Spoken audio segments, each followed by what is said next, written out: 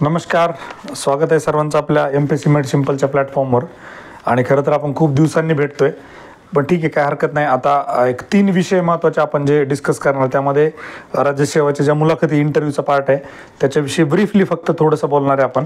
त्यानंतर राज्यसेवा पूर्वपरीक्षा म्हणजे राहिलेले जे काय 28-29 दिवस आहेत त्याची तयारी, आणि शेवटी कंबाईनची तयारी काय असावी, कशी करावी, याविषयी मेनली चर्चा करणार आहोत. त्या सगळ्यांच्या आधी फक्त एकदा राज्यसेवा पोस्टपोनबद्दल बरंचसं जे काय वातावरण चालू आहे त्याविषयी काही गोष्टी क्लिअर करूया आपण.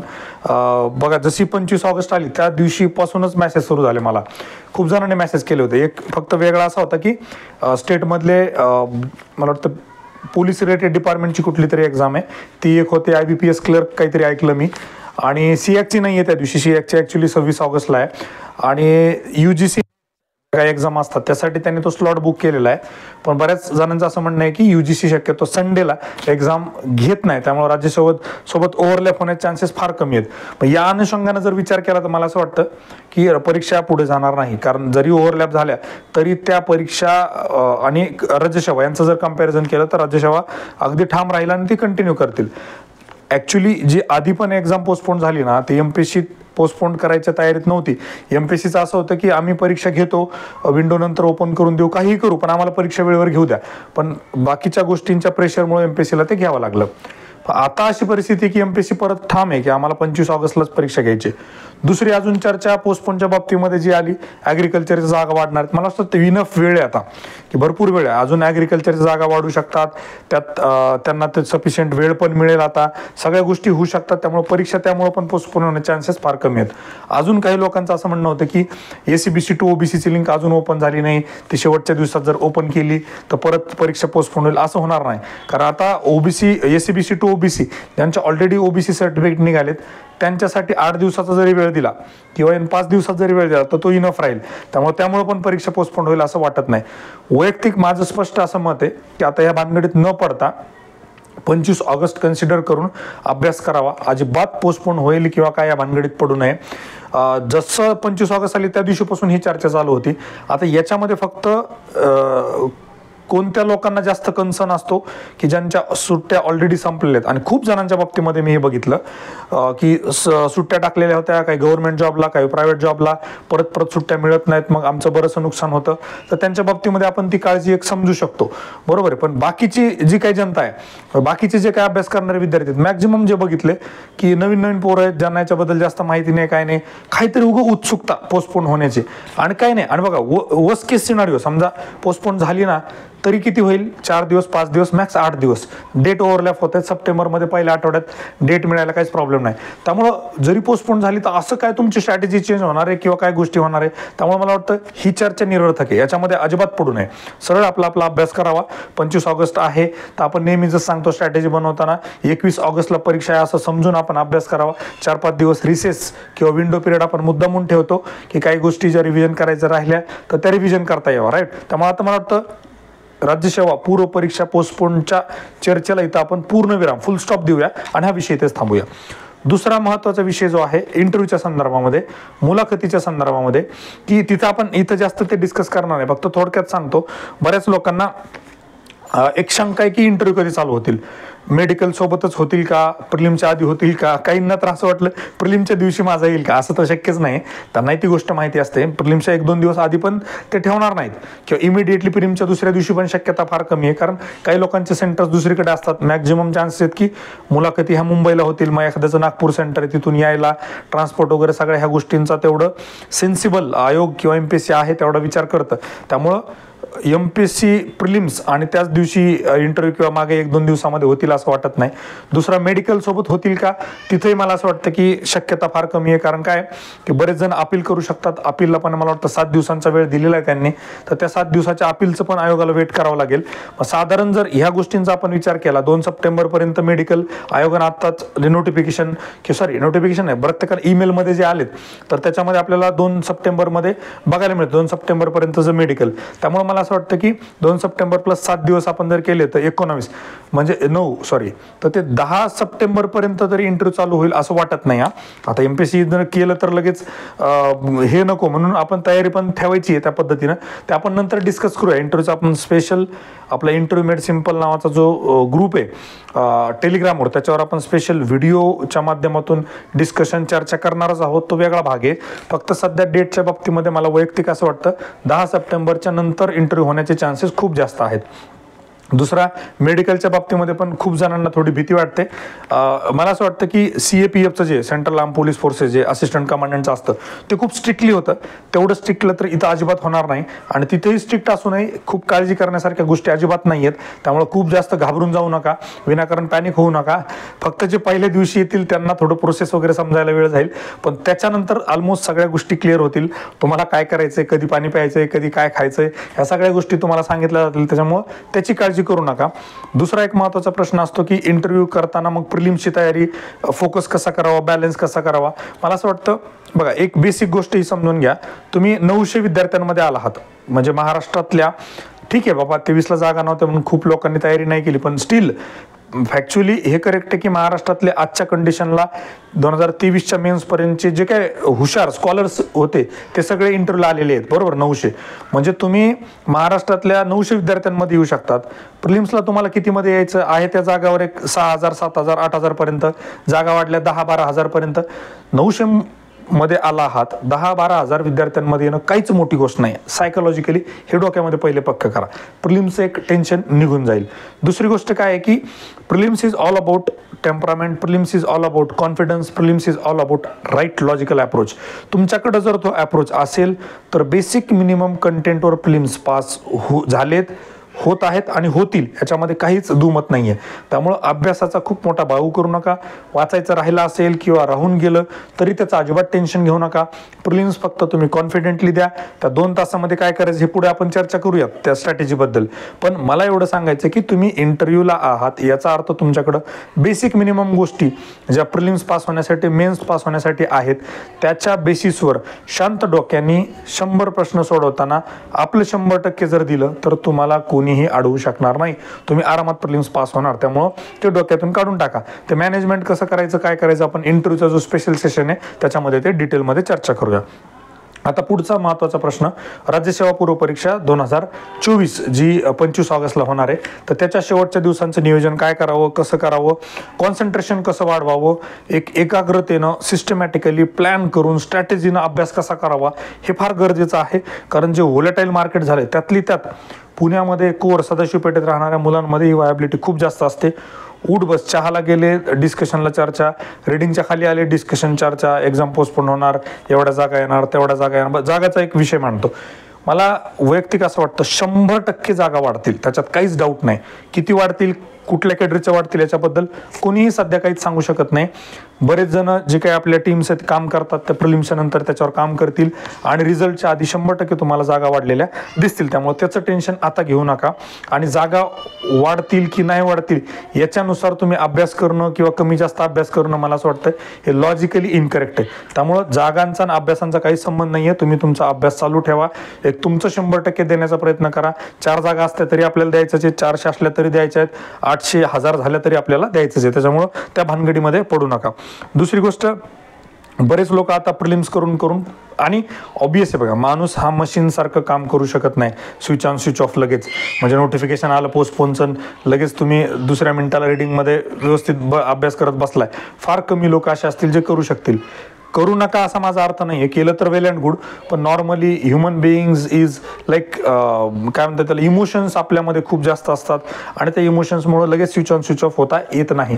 त्यामुळं ह्या दिवसांमध्ये 28 एप्रिलची कन्सिडर केली तर त्यावेळेसपासून प्रिलिम्स करतोय. मग किती दिवस प्रिलिम्सच करायचं. बरेच जणांचं असं म्हणतं सर डेटबद्दल सांगा म्हणजे आम्हाला मेन्स प्लॅन करता येईल. माझं स्पष्ट म्हणणं याच्यामध्ये एक आहे की सध्या मेन्सची तयारी करू नका.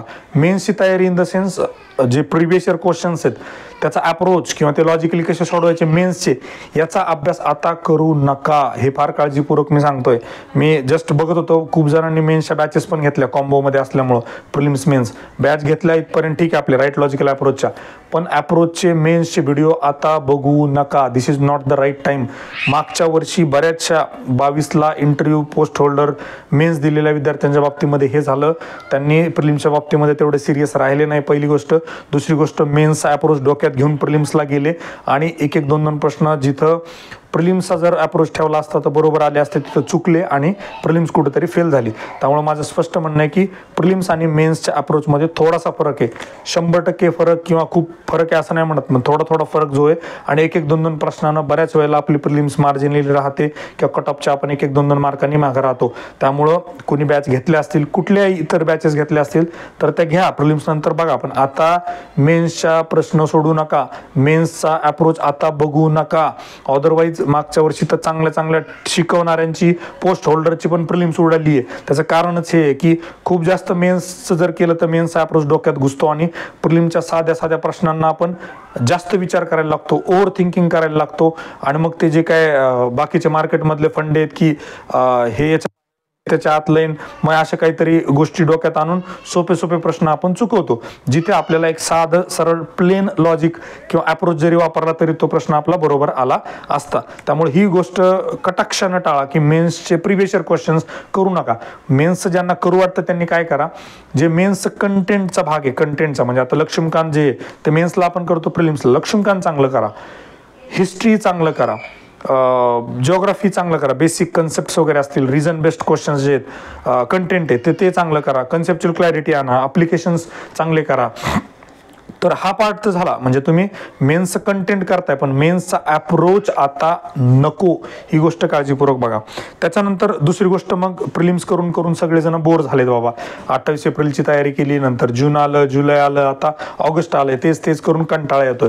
मला असं वाटतं कंटाळा येणं पण साहजिक आहे. खूप कमी लोक असतील जे एकदम फुल एनर्जीनं आणि त्या टेम्पोमध्ये शेवटपर्यंत प्रिलिम्सचा अभ्यास करू शकतील, तर ते साहजिक आहे. त्यासाठी काय करता येऊ शकतं, तर मला स्पष्ट म्हणणं आहे, प्रिलिम्सचे प्रश्न तुमचे तेच प्रश्न सोडून पाठ झाले असतील तर MPSCनं घेतलेल्या विविध एक्झामचे तुम्ही प्रश्न सोडू शकता. जसं कंबाईन मेन्सचे प्रश्न तुम्ही सोडू शकता, कंबाईन प्रिलिम्सचे सोडू शकता, फॉरेस्ट प्रिलिम्सचे जिथं जिथं GS आहे ते प्रश्नही तुम्ही सोडू शकता. इवन ते पेपर पण तुम्ही सोडू शकता ज्याच्यामध्ये MPSC ऑब्जेक्टिव्हचे प्रश्न विचारते, जसे आपल्याला GSला राज्यसेवा प्रिलिम्सला असतात तसे.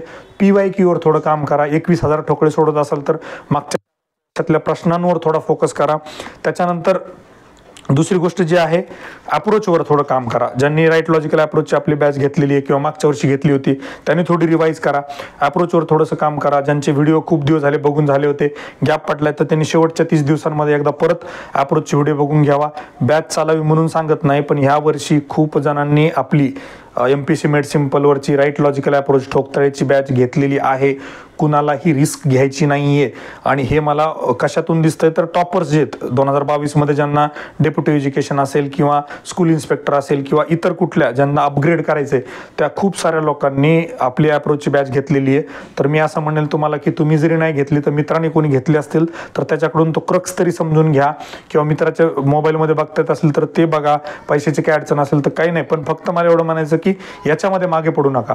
जर असं झालं की बरेचसे प्रश्न बाकीच्यांचे म्हणजे ॲटलिस्ट एक 2-3 हजार विद्यार्थ्यांचे जे बरोबर येत आहेत आणि त्यात जर तुम्ही चुकलात किंवा ते तुमचे जर बरोबर नाही आले, तर जी काय आपल्याला एक कॉन्फिडेंटली प्रिलिम्समध्ये प्रश्न सोडवण्याची क्षमता, कॅपॅसिटी असते ती कुठंतरी कमी होते. माणूस थोडासा घाबरतो वगैरे.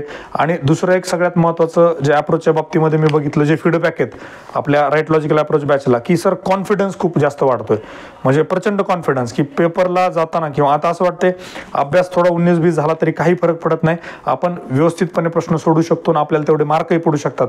आणि शेवटच्या दिवसांमध्ये मी जे नेहमी टेम्परामेंट म्हणतो किंवा कॉन्फिडन्स म्हणतो, तो कॉन्फिडन्स बूस्टरचं काम राईट लॉजिकल अप्रोचची बॅच करते.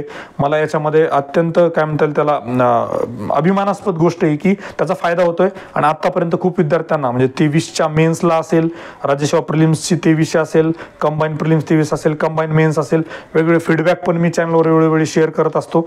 तर त्याचा फायदा झालेला आहे. मला वाटतं तो फायदा घ्या.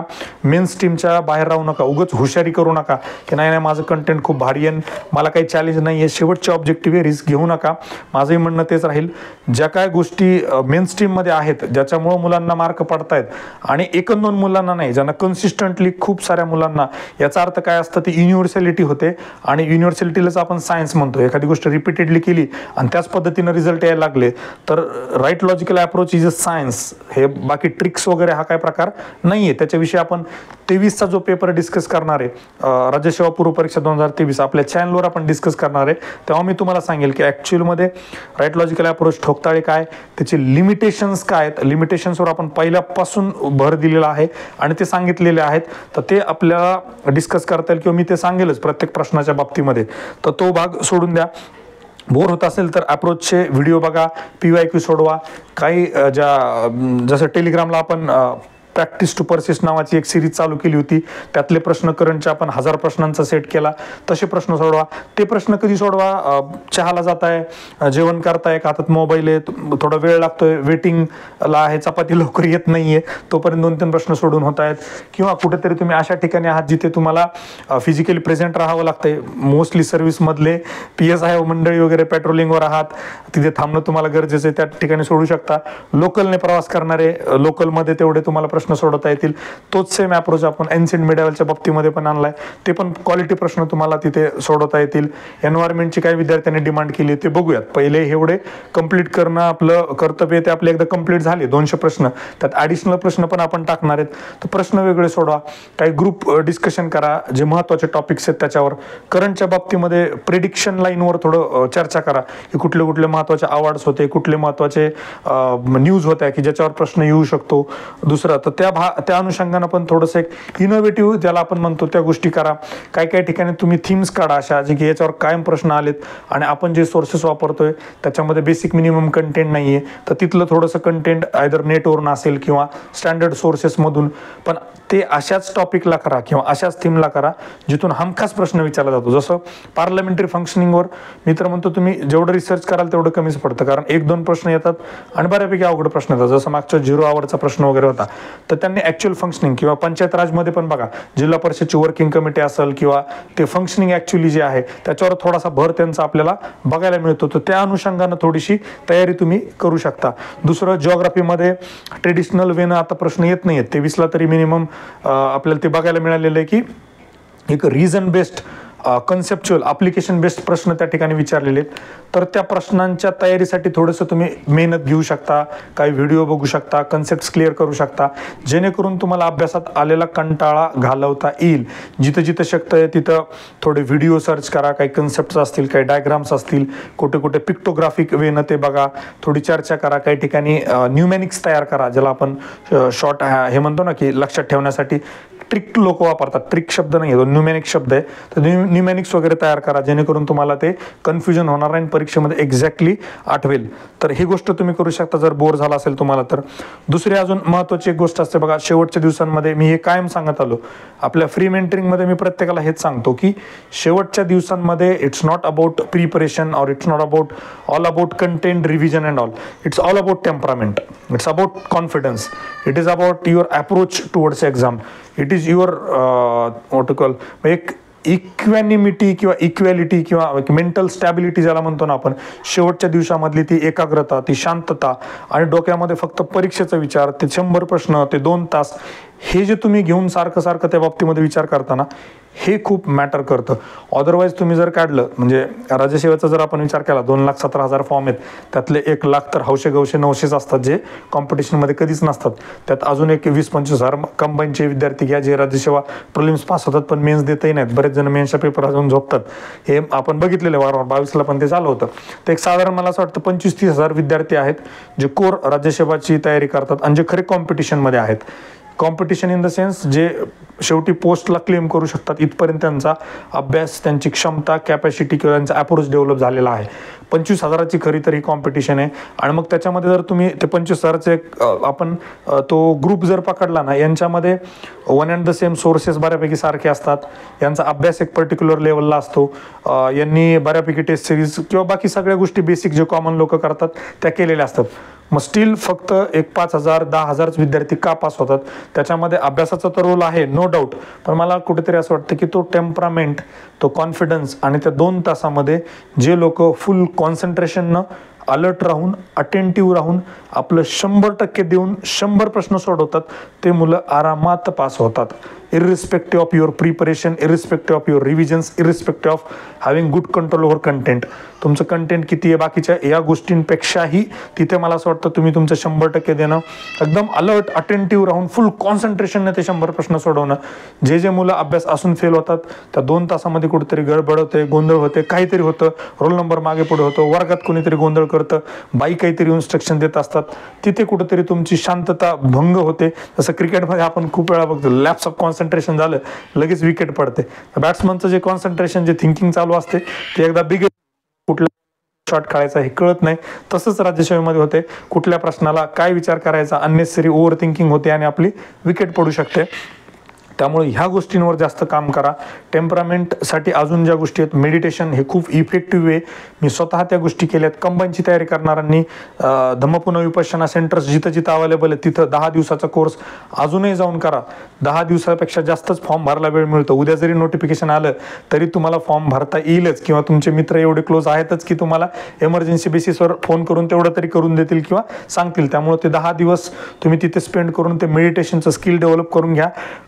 कॉन्सन्ट्रेशनची कंबाईनला राज्यसेवेपेक्षा जास्त गरज पडते.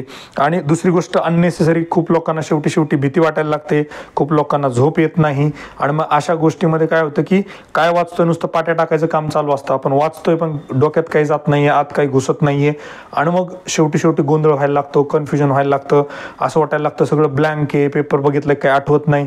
ह्या सगळ्या गोष्टी इज ऑल अबाउट फिअर आणि हे टेम्परामेंटचा भाग आहे. याच्यामध्ये एकच गोष्ट आहे की जेवढं तुम्हाला रिलॅक्स राहता येईल, एक त्याला आपण म्हणतो लाफ्टर मुवमेंट्स जे आहेत, जेवण करताना असेल, चहा घेताना असेल, किंवा आपले जे काय इनफॉर्मल डिस्कशन्स चालू असतात एरवी, त्याच्यामध्ये थोडाफार भाग असला पाहिजे. असं नाही की कोणीतरी खूप हसतंय, प्रसन्न राहतंय म्हणजे नॉन सिरियस आहे, त्याचा अर्थ असा होत नाही. त्यांना फक्त एवढं होतं की तुम्हाला ते टेन्शन येत नाही आणि टेन्शननं तुमचा परफॉर्मन्स. तर ह्या गोष्टीवर तुम्ही थोडंसं भर दिला पाहिजे, टेम्परामेंटवर. दुसरी गोष्ट थोडीशी काळजी याची घ्या, डेंग्यूचे जे काय डेंग्यूचे पेशंट्स आहेत ते पुण्यामध्ये, सदाशिवपेठेमध्ये किंवा सगळीकडे, मुंबईमध्ये पण खूप जास्त प्रमाणामध्ये असतात.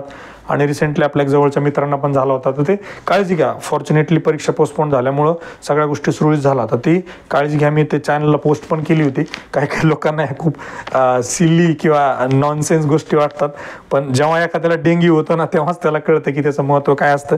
जाऊ द्या, तो भाग सोडून द्या. काळजी घ्या स्वतःची, झोप अप्रोप्रिएट घ्या.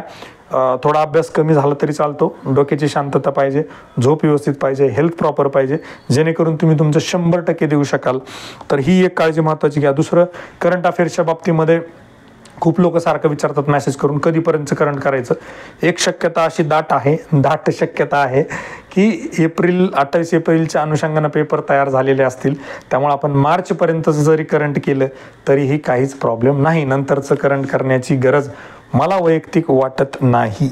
राईट, हा झाला पहिला विषय. दुसरा विषय, करंटमध्ये मला असं वाटतं कुठंतरी एक आपल्याला 4-5 प्रश्न हे थोडेसे मल्टी स्टेटमेंट टाईपमध्ये बघायला मिळू शकतात, थोडे ॲनालिटिकल पण बघायला मिळू शकतात. रादर वन लायनर किंवा फॅक्च्युअल प्रश्नांचा जो काही ट्रेंड आहे राज्यसेवेमध्ये, त्याच्यामध्ये कुठेतरी हे एक ॲडिशन आपल्याला बघायला मिळू शकतं. त्यामुळे करंट फक्त वन लायनर टाईपमध्ये न बघता थोडा इश्यू समजून घेण्याचा प्रयत्न करा, आणि त्या इश्यूच्या कोरमध्ये काय आहे की हे असं का होतंय, हे कशामुळे झालं. आता मराठा आरक्षण जर हा आपण मुद्दा घेतला तर EWSचे जे काही कॉन्स्टिट्युशनल अमेंडमेंट आहे किंवा जे बेसिक सुप्रीम कोर्टचे जजमेंट्स आहेत आणि त्याच्यामधले रिलेटेड ज्या आपल्या कोर सिलेबसला अनुषंगून ज्या काही गोष्टी आहेत, फॅक्ट्स वगैरे किंवा आर्टिकल्स वगैरे जे आहेत, कुठल्या आर्टिकलमध्ये कशाची डेफिनेशन दिली, कोणाला काय पॉवर्स आहेत, कोण काय करतं, तर हे बेसिक्स वगैरे जे थोडं समजून घेण्याचा प्रयत्न करा. तर करंटमध्ये हे एक थोडंसं, जिओग्राफीमध्ये पण आपल्याला तेच बघायला मिळू शकतं की रिझन बेस्ड, की याच्या पाठीमागचं कारण काय आहे, गिबियस फेज ऑफ मून ही कन्सेप्ट काय आहे, समर सॉलिस्टिस काय आहे, इक्विनॉक्स काय आहे, त्याचा इम्पॅक्ट कसा होतो, मान्सून काय आहे, मान्सूनवर अफेक्ट करणारे फॅक्टर्स कुठले कुठले आहेत, त्याच्यामध्ये जिओग्राफिकल क्लायमेटॉलॉजिकल फेनामेना ज्या आहेत तर त्या थोड्याशा समजून घेण्याचा प्रयत्न करा. त्याच्यावर प्रश्न विचारू शकतात. तर या अनुषंगानं पण जिओग्राफीचा अभ्यास करणं अपेक्षित आहे. ट्रेडिशनल वेनं ज्या काही मार्केटमध्ये अवेलेबल नोट्स आहेत त्या नोट्सनं जिओग्राफीचे 15च्या 15 प्रश्न चांगले अटेम्प्ट होणार नाहीत. कुठेतरी आपल्याला एक 5-7 प्रश्नांना फटका बसू शकतो. त्यामुळं जिओग्राफीचा अभ्यास करत असताना ही गोष्ट थोडी लक्षात घ्या. त्यातल्यात जे लोकांना NCERT जमतं त्यांनी NCERT प्लस जी शिलाँग हा जरी बेस ठेवला तरी मॅक्झिमम प्रश्न आपल्याला त्या ठिकाणी सोडवता येऊ शकतात. अजून दुसरा जो महत्त्वाचा विषय आहे की पुढच्या दिवसांचं प्लॅनिंग कसं करायचं, तर नेहमी मी जसं सांगत आलो त्याच गोष्टीनं 2 पार्टमध्ये डिवाईड करा. जे काय 28 दिवस आहेत त्यातले 14 दिवस ते 15 दिवस ज्या प्रत्येक विषयाच्या इम्पॉर्टंट थीम्स आहेत त्याच्यावर फोकस करा, त्याची चांगली तयारी करा, इन डिटेल करा, जेणेकरून तुमचा मॅक्झिमम वेळ त्या गोष्टींवर जाईल. दुसऱ्या फेजमध्ये याची रिव्हिजन प्लस पेरिफेरल जे काय त्याला जस्ट टच करा. तसंही आपल्याला 100 पैकी काय 80 आणि 75 प्रश्न बरोबर आणायचे नसतात. नेट 60 क्वेश्चन जरी आपल्या बरोबर आले तरी आपण एक सेफर साईडला जात असतो. त्यामुळं मला असं वाटतं की एक सेंट्रल थीम्स आहे, जसं मी नेहमी सांगतो 30% सिलेबस असा ज्याच्यावर 70% प्रश्न येतात, 70% सिलेबस आहे ज्याच्यावर 70% सिलेबसवर फक्त 30% प्रश्न येतात. त्यामुळे तो 30% सिलेबस टार्गेट करण्याचा प्रयत्न करा, ज्याच्यावर 70% प्रश्न ऑलमोस्ट 70 प्रश्न आपल्याला बघायला मिळतील. आणि मग जेणेकरून त्यातले आपले मॅक्झिमम जर बरोबर आले तर पेरिफेरलमधले थोडे जरी आले तरी आपल्याला एक 60+ नेट क्वेश्चन्स टच करता येऊ शकतात. तर हे 2 पार्टमध्ये बेसिकली डिव्हाइड करा. मग अजून याच्यामध्ये प्रत्येकानं आपापल्या इंडिव्हिज्युअल लेवलला ते डिव्हाइड केलं पाहिजे. मी कधीच असं जनरल प्लॅन का देत नाही, त्याचं कारण काय माहिती आहे का, इथे माझ्याच ॲटलिस्ट संपर्कात असणारे नंबर ऑफ वेज म्हणजे डिफरंट वेजचे लोक आहेत. म्हणजे काही लोक राज्यसेवेमधून 22ला सिलेक्टेड आहेत, काही लोकांनी इंटरव्ह्यू दिलेले आहेत, काहींनी मेन्स दिले, काहींनी कधी प्रिलिम्स पास झालेले नाही आहेत, काही लोक कंबाईनकडून राज्यसेवेवर शिफ्ट झालेले आहेत, काही लोक नवीन आहेत, काही लोक वेटरन्स जुने आहेत. प्रत्येकानुसार ही स्ट्रॅटेजी चेंज होत असते. काही लोकांचं असं म्हणणं असतं की शेवटच्या दिवसांमध्ये फॅक्च्युअल थोडं जास्त केलं पाहिजे, कन्सेप्च्युअल आपल्याला येतं, हे 100% लागू पडतं. पण कोणासाठी, वेटरन्स जे आहेत त्यांच्यासाठी. नवीन पोरांना जर कन्सेप्ट झाले अजूनही तुम्हाला वेळ आहे की तुम्ही त्या कन्सेप्ट केल्या पाहिजे. कुठेतरी पेपरचं ओरिएंटेशन थोडं conceptual, application based, understanding based कडे जाण्याचे चान्सेस खूप जास्त आहेत. तुम्हाला घाबरवत नाही, भीती दाखवत नाही, पण एक बी प्रिपेअर्ड फॉर दॅट ऑल्सो, की तुम्ही एक अंडरस्टँडिंग बेस्ड पेपर जो ज्याला आपण म्हणतो की conceptual clarity, application of concepts, reading between the लाईन्सचा जो पार्ट आहे तो तुमच्या प्रिपरेशनचा एक भाग असू द्या, जेणेकरून अशा प्रकारचा जर पेपर आला तर तो आपल्याला बाउन्सर व्हायला नको. दुसरा आता विषय एक असतो की शेवटी मॉक टेस्ट द्याव्या का. खूप जण परत मॉक टेस्ट लॉन्च करत राहतात, मग बऱ्याच मुलांना देऊ का नको. माझं स्पष्ट म्हणणं आहे शेवटच्या ॲटलिस्ट 10-15 दिवसामध्ये तरी मॉक टेस्ट नको. जे काही द्यायचे आहेत ते ज्यांनी नवीन विद्यार्थ्यांनी जास्त दिलं तरी काही प्रॉब्लेम नाही, वेटरन्सनं नाही दिल्या तरी काहीच प्रॉब्लेम नाही. या उलट शेवटच्या दिवसांमध्ये MPSCचे पेपर्स मग वेगळ्या परीक्षांचे असतील ते वेळ लावून सोडवा. त्या अप्रोच ते प्रश्न जे आहेत, तो फॉन्ट जो आहे, तो जो पेपर आहे, hard copy paper, soft copy नाही. आजकाल सगळ्यांकडेच टॅब आलेत, आयपॅड आलेत, पण तो हार्ड कॉपी पेपर, तो फील जो आहे, ते ऑप्शन्स त्यांचे आहेत, तो फॉन्ट जो आहे, बी हॅबिच्युअल विथ दॅट. ते एक आपलं हॅबिच्युअल झालं पाहिजे, जेणेकरून तो जो पेपर फायनलचा येणार आहे ना तो असा काही नवीन वाटला नाही पाहिजे, तो आपल्याला यूज टू झालेला असला पाहिजे. त्या अनुषंगानं एक थोडंसं करा, जास्त टेस्ट नको. इव्हन आपले प्रॅक्टिस टू पर्सिस्टचे मी सांगेल की करंटचे काही हरकत नाही, करंट हलकं फुलकं ते होऊन जाईल, पण बाकी कोअरमधले ते आपले जरी इनिशिएटिव्ह असेल तरी ते प्रश्न सोडू नका किंवा कोणाचेच सोडू नका, ते अपेक्षितच नाही. काय होतं की पेपर सेट करण्याचा आपण त्याच्यात खूप काळजी घेतली प्रॅक्टिस टू पर्सेसमध्ये. तुमच्या लक्षात आलं असेल की आयोगाच्या प्रश्नांना संलग्न किंवा त्याला धरून आपले पेपर आहेत, ते लॉजिक जे आयोगाला लागतं तेच आपल्या क्वेश्चनला लागतं. पण तरीही आपण शेवटी स्टील एक न्यूज काय म्हणतील त्याला इनिशियल स्टेजमध्ये आहोत, आपल्याला त्याच्यामध्ये तेवढे आपण पारंगत नाही आहोत अजून. त्यामुळं तिथं पण मी म्हणेल की रिस्क घेऊ नका. दुसरं आहे की बघा, आपण जर सब्जेक्ट वाईज एक थोडंसं बघितलं ओव्हरऑल की राज्यसेवा पूर्व पास होणं अवघड आहे का, माझं स्पष्ट म्हणणं आहे राज्यसेवा पूर्व परीक्षा पास होणं अजिबातच अवघड नाही. तुमचं एक बेसिक मिनिमम अंडरस्टँडिंग तुमचा अप्रोच जर असेल, आता हे मी एवढं कॉन्फिडेंटली का सांगू शकतो तर मी स्वतः पण त्या परीक्षा दिल्यात, पास झालोय, म्हणून सांगतो की अभ्यास जास्त मॅटर करत नाही. सिम्पल कॅल्क्युलेशन तुम्हाला सांगतो, ज्यांचा एक बेसिक मिनिमम अभ्यास झालेला आहे की पॉलिटीमध्ये एक 12पर्यंत मार्क प्रश्न बरोबर येतात आउट ऑफ 15. तुम्ही हिस्ट्रीचे एक 10 तर आउट ऑफ 15 बरोबर येतात. इकॉनॉमीमध्ये पण 12पर्यंत आपल्याला ऑलमोस्ट येतात. जिओग्राफीमध्ये मागच्या वर्षासारखा जरी पेपर आला तरी 7-8 आपले बरोबर येतात. करंट अफेअर्समध्ये 10 ते 12 प्रश्न आरामात यायला पाहिजेत. मागच्या वर्षी फोरमवर मी पेपर झाल्यानंतर डिस्कशन बघितली, कॉम्पिटिशन वॉज अबाउट 13-14, 15 कोणालाच नाही, 14 होते 1 का 2 जणांना, 13 खूप जणांना पडले होते आउट ऑफ 15. तर तेवढे मार्क 12 तरी आपल्याला पडू शकतात. एन्व्हायरमेंटमध्ये 5 पैकी 4 प्रश्न आरामात, 3 तर बरोबर येतात, 4 पण बऱ्यापैकी येतात. सायन्स अँड टेकमध्ये 20 पैकी जनरल सायन्समध्ये 10 प्रश्न आपले असे बरोबर येतात. याचं जर सिंपल कॅल्क्युलेशन केलं ना, 10 10 20 30 40 50 50 आणि हे 6 56 56 आणि 4 60 60 आणि 68 यातले निगेटिव्ह जरी गेले आपले तरी मला वाटतं नेट 60 यायला काहीच अवघड नाही. प्रॉब्लेम काय होतो, आपण विज्ञानचे 20चे 20 प्रश्न टार्गेट करतो आणि नेमकं काय होतं, मग जिथं आपल्याला फोकस करायला पाहिजे तिथं आपला वेळ तिथं युटिलाइज होत नाही आणि मग आपण थोडंसं कुठंतरी कमी पडतो. करंट अफेअर्स एक असा विषय मला वाटतं ज्याला एक थोडंसं ॲप्रोचनं जर काम केलं. आणि करंटमध्ये एक गोष्ट मी खूप ऑब्झर्व केली, आपल्या बॅचमध्ये पण तुम्ही बघितलं असाल, आपण खूप बेसिक मिनिमम कंटेंट घेतलेलं आहे. म्हणजे कुठलंही मॅगझिन घ्या जे मार्केटमध्ये अवेलेबल, कुठलाही इयरबुक घ्या, त्यातलं ऑलमोस्ट 70% इरिलेव्हंट असतं, 30%च अराउंड एक महत्त्वाचं कंटेंट असतं. आता ते फिअर ऑफ मिसिंग आउटमुळे सगळ्यांनी त्या गोष्टी टाकलेल्या असतात. आपल्याला एवढं जरी कळलं नाही हे 30% महत्त्वाचं आहे, त्याच्यावर जर आपण टार्गेट केलं तर मॅक्झिमम प्रश्न त्यातूनच येतात. ॲटलिस्ट 9 ते 10 प्रश्न त्यातून येतात. लॉजिकनं 2-3 प्रश्न सुटतात. 12 ते 13 प्रश्न पडणं काहीच अवघड नाही प्रश्न सोडवणं, राईट. आता याच्यामध्ये पुन्हा अजून गोष्ट म्हणजे सिम्पल एक्झाम्पल मागच्या वेळेसचं मिलिटरी एक्सरसाइजेस ऑलमोस्ट इयरबुकमध्ये 50+ दिलेले असतात. 50च्या 50 पाठ केले की कन्फ्युजन होणारच आहे. मागच्या वेळेस आपण 10 काहीतरी घेतलं त्यातलीच एक आली होती. तुम्ही फक्त एवढं लक्षात घ्या, आयोगाचे प्रिव्हियस इयर क्वेश्चनच्या अनालिसिस नंतर कुठलं महत्त्वाचं आणि कुठलं नाही.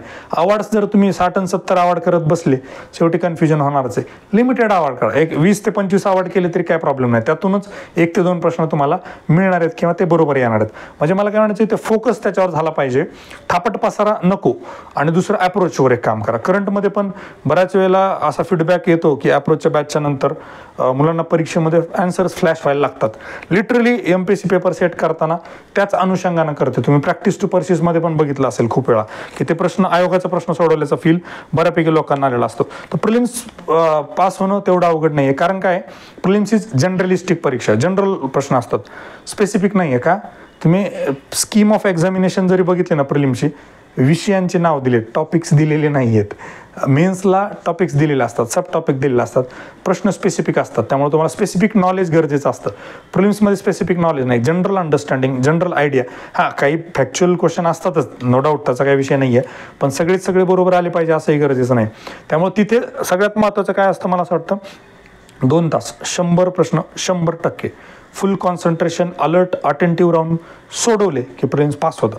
कारण प्रिलिम्सला काय 5,000 ते 10,000 12,000 आपल्याला यायचं असतं त्या मुलांमध्ये, आणि ती काही खूप मोठी गोष्ट नाही आहे. हां, तुम्ही पहिले 900 आलात, इट्स व्हेरी डिफिकल्ट. मी म्हणतो सल्यूट की राज्यसेवा इंटरव्ह्यू जरी दिला तरी तुम्ही त्या मेन्सला क्लिअर केलेला आहे, तुम्ही त्या क्रीम किंवा कोर जो आहे 900 विद्यार्थी त्याच्यामध्ये आलेला आहात. इट्स अ अचिव्हमेंट किंवा is difficult thing, it's not easy. बरोबर, प्रिलिम्स पास होणं इज नॉट काहीतरी मॅजिकल वगैरे असं काही नाही आहे, फक्त एक प्रोसेस आहे ती प्रॉपर फॉलो केली पाहिजे. त्याच्यामध्ये कुठेतरी गडबड गोंधळ झाला की मात्र कार्यक्रम होऊ शकतो. आता आपण मला असं वाटतं राज्यसेवेबद्दलच्या बऱ्यापैकी गोष्टी आपण क्लिअर केल्यात. शेवटच्या 2-3 दिवसामध्ये 5 दिवसामध्ये परत आपल्या नेहमीसारखा गोल्डन वर्डचा एक व्हिडिओ आपण व्हिडिओच्या माध्यमातून चर्चा करू. आता कंबाईनकडे वळूयात. सगळ्यात पहिल्यांदा कंबाईनचा प्रश्न तुझा, परीक्षा कधी होईल? उद्या आपण ट्विटरवर ठेवलंय कंबाईनचं, सगळ्यांनी त्याच्यामध्ये सहभागी व्हा. कमीत कमी एक 5,000 ते 10,000 ट्वीट व्हायला पाहिजे असं नेहमी म्हणतो मी, पण 2-3 हजारही होत नाहीत, कारण कंबाईनला कोणी सिरियसलीच घेत नाही. कंबाईन करणारे पोरं पण कंबाईनला सिरियसली घेत नाहीत, त्यामुळं तो विषय सोडून द्या. पण उद्या ट्विटरवर आहे, त्याच्यात सगळ्यांनी सक्रियतेनं सहभागी व्हा. एक प्रयत्न आपण नक्कीच करूया. थोडंसा घोडं कुठं अडलंय तर PSIचं बहुतेक ते होईल लवकर, ज्या जागा क्लिअर व्हायच्या राहिल्यात त्या. थोडं क्लर्कच्या बऱ्याचशा प्राधिकरणांकडून काय असतं ते त्या डिपार्टमेंटच्या जागा अजून आलेल्या नाही आहेत असं सचिव मॅडमनीच पेपरला सांगितलं होतं, तर त्याला थोडा वेळ लागतो. थोडं प्रेशर क्रिएट झालं ना, आता थोडं स्पीड होईल काम. स्पीड न झालं तर मग पुढच्या 15 दिवसामध्ये महिन्यामध्ये ती ॲड येईल आणि मला असं वाटतं साधारण ऑक्टोबर प्लस परीक्षा होईल, ऑक्टोबरच्या आत होईल असं मला वाटत नाही. 1 ऑक्टोबर प्लसच परीक्षेची डेट येऊ शकते, एक माझा अंदाज आहे. मग त्यामुळं कंबाईनची तयारी करत असताना मला असं वाटतं आता सध्या मेन्सचाच अभ्यास करा जोपर्यंत नोटिफिकेशन येत नाही. मी आधी पण सांगितलं होतं, मेन्सचा अभ्यास करा, जोपर्यंत नोटिफिकेशन येत नाही तोपर्यंत मेन्स चालू ठेवा. मॅक्झिमम गोष्टी प्रिलिम्सला पण आहेत, मेन्सला पण आहेत, राईट. फक्त इथे आपल्याला काय करता येईल आता की ग्रामर जो आहे, जो आपला प्रिलिम्सला नाही आहे, तो आता खूप चांगल्या पद्धतीने आपल्याला करता येईल. गणित जो पार्ट आहे, ॲप्टिट्यूड, रिझनिंग, डाटा इंटरप्रिटेशन वगैरे जो गोळाबेरीजचा पार्ट आहे, तर तो मला असं वाटतं एक नियम बनवा स्वतःला, ज्यांना चांगलं जमत नाही त्यांनी. की दुपारच्या जेवणानंतर 1 तास, रात्रीच्या जेवणानंतर 1 तास. दुपारी जर 1 तास जेवणानंतर मी गणिताची प्रॅक्टिस केली तरच रात्री मी जेवेल. रात्रीच्या जेवणानंतर मी 1 तास प्रॅक्टिस केली तरच उद्या दुपारी मी जेवेल. असा नियम बनवून रोज गणिताची प्रॅक्टिस करा. त्याला पर्यायच नाही आहे. तो ॲप्टिट्यूड, ती प्रॅक्टिस, ते कॅल्क्युलेशन्स, असे आकडे बघितले तरी आपल्याला लगेच कळलं पाहिजे की 137ला जर 17ने भागितलं तर किती उत्तर येतं. लगेच फास्ट आलं पाहिजे आपल्याला. ते डोक्यात कॅल्क्युलेशन झाले पाहिजे. मग ते स्पीड होतं, ॲक्युरेसी वाढते. तुम्ही जर असं म्हणाल मी शेवटच्या 1 महिन्यात खूप जास्त प्रॅक्टिस करतो, त्यांना जास्त फरक पडत नाही. जे कन्सिस्टंटली लॉंग टर्ममध्ये काम करतात त्यांना रिझल्ट चांगले मिळतात. दुसरी गोष्ट महत्त्वाची मी जे सांगितले ते मेडिटेशन. आतापासून मेडिटेशनचा प्रयत्न करा. जिथे जे मेडिटेशनचे काय काय कोर्सेस असतील ते कोर्सेस करा आणि डेली बेसिसवर मेडिटेशन करत राहा. दुसरी गोष्ट सगळ्यात महत्त्वाची कंबाईनचं चॅलेंज जे आहे, तर मला असं वाटतं कंबाईनचं challenge is all about 60 minutes 100 questions, right. त्याच्यासाठी सगळ्यात महत्त्वाची काय गोष्ट असली पाहिजे किंवा काय केली पाहिजे, तर घरी अभ्यास करत असो, दारी अभ्यास करत असो, करत असो, दरवाजामध्ये, तर तुम्ही प्रत्येक वेळेला तुमच्या डोक्यात ते कॅल्क्युलेशन असेल. GSचा एक प्रश्न आहे तर किती सेकंदात मी सोडवणार आहे. गणिताचा एक प्रश्न आहे किती सेकंदात सोडवणार आहे. आणि मग तो प्रॅक्टिसमध्ये पण तेवढ्याच वेळेत सोडवण्याचा प्रयत्न केला पाहिजे. तर पेपरमध्ये ते रिफ्लेक्ट होतं. घरी निवांत सोडवताय आणि पेपरमध्ये एक्सपेक्ट करताय की मी स्पीडनं ॲक्युरेटली सोडवू, अजिबात होत नसतं. कारण तुमचं सबकॉन्शियस माइंड, तुमची बॉडी ज्याला यूज टू झालेली आहे, ज्याची त्याला सवय पडलेली आहे, तीच कॅरी फॉरवर्ड होत असते एक्झाममध्ये. त्यामुळं treat every day like a exam. प्रत्येक दिवस हा परीक्षेसारखा समजा आणि त्या परीक्षेमध्ये जसं आपण काळजीपूर्वक वाचतो तसं अभ्यास करताना पण काळजीपूर्वक वाचा. एखादं बेसिक गोष्ट वाचताय, अभ्यास करताय, तेवढ्याच काळजीपूर्वक, तेवढ्याच एकदम कॉन्सन्ट्रेशनने ती गोष्ट वाचली पाहिजे की तुम्हाला अशी सवयच लागली पाहिजे कुठली गोष्ट तुम्ही कॉन्सन्ट्रेशन वाचता. आणि मला माहिती आहे की मोर दॅन 70% स्टुडंट्स यांना काळजीपूर्वक वाचतच नाहीत. त्यामुळं पोरांना बाहेर आले की पेपर सोपा वाटतो, आतमध्ये गेला की अवघड असतो. ही गोष्ट कायम लक्षात ठेवा तुम्ही. का होतं हे, तुम्ही परीक्षेचं बेसिक जे गणित आहे ना ते समजून घेत नाहीत. आता याचं 2 गोष्टी कशा येतात त्याच्यामध्ये. एक, हे कोणी शिकवत नाही. दुसरी गोष्ट, का शिकवत नाही, याचे कोणी पैसे देत नाही. बरोबर आहे. मार्केटमध्ये त्याच गोष्टी चालतात ज्याच्यातून पैसे, कारण हे कॅपिटलिझम आहे, दिस is not socialism, right.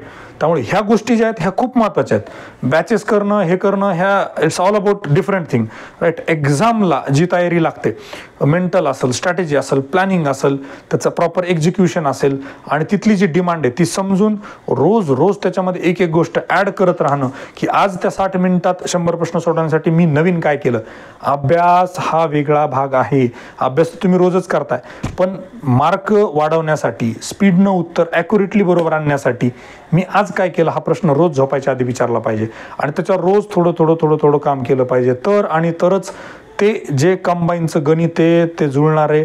Otherwise कितीही बॅचेस करा, कुठल्या नवीन नवीन बॅचेस करा, काहीही करा, त्याच्यामध्ये फार जास्त फरक पडणार नाही. फरक पडतो पण खूप ड्रास्टिक फरक पडत नाही, right. So be careful, take care, काळजी घ्या. व्यवस्थित कॉन्सन्ट्रेशननं, प्लॅनिंगनं, स्ट्रॅटेजीनं अभ्यास करा. शेवटच्या दिवसांचा चांगला वापर करा. All the very best and thank you very much.